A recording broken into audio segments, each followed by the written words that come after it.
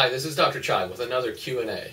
This question is about neck rolls or cervical rolls. So if you're a patient of mine, you know one of the first things I'll recommend is to use a neck roll to accentuate the natural curvature in your neck. The question I've been getting lately is, hey doc, I have one of those pillows with the humps in it. Isn't that good enough? Well, the short answer is no, but that doesn't mean you still can't use that pillow.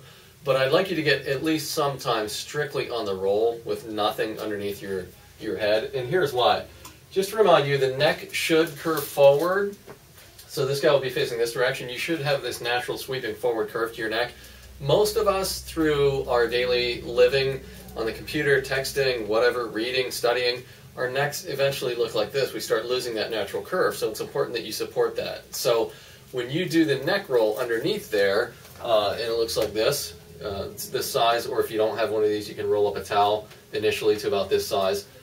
But in the long run, I'd recommend investing in one of these. It's a great investment.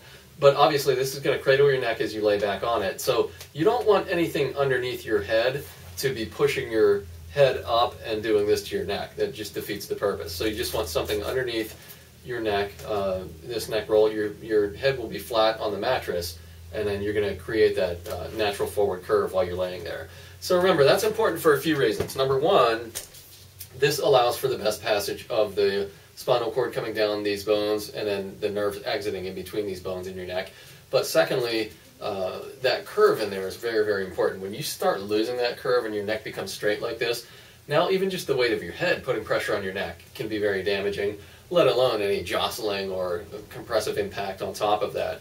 But when you have this curve in there, that acts like a shock absorber. It gives under stress and also transfers the weight of your head and those forces down into the rest of your spine. So it's very important that we maintain that curve. As you know, like I said, that's one of the first things that I'll recommend because it's so prevalent. Most people are losing that curve in their neck, and it's such a simple thing to do.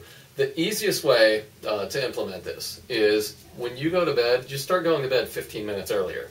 Lay down on your back with that roll underneath your neck for the first 15 minutes, and then if you need to throw that thing aside and grab your pillow from there, or if you're side sleeper, you can grab a nice firm pillow and roll onto your side from there, that's fine. Eventually you can work to the point where you're falling asleep on that roll, and odds are you're not going to sleep through the night on that without moving, but even if you get a half hour or an hour on it, or a couple hours, you're way ahead of the game. At least you're counteracting some of the damaging forces you put on your body throughout the day. So initially, you can start with as little as 5 minutes, and then just gradually build up from there to the point where you're able to fall asleep on it.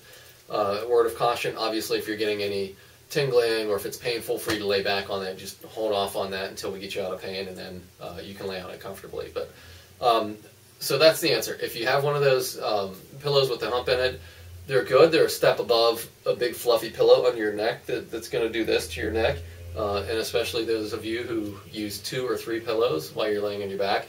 It's good to transition down to one of those pillows with humps in it, but eventually you want to get some time strictly on that neck roll.